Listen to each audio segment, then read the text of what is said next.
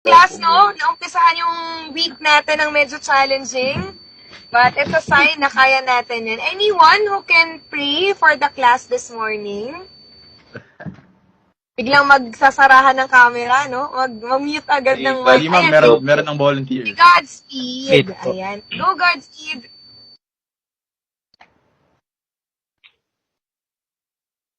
In the name of the Father, the Son, the Holy Spirit, Amen. Lord, thank you po sa blessings na binibigay niyo sa amin araw-araw. Nawa po ay gabayan niyo kami palagi at nawa ay tulungan niyo po kami matuto sa mga klase namin darating ngayong maghapon.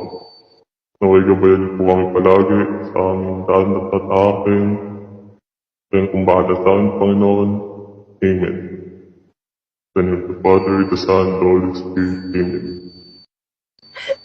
Grabe, kesa mag-concentrate ako sa prayer, iniintindi ko yung sinasabi na nagdadasal. Godspeed na.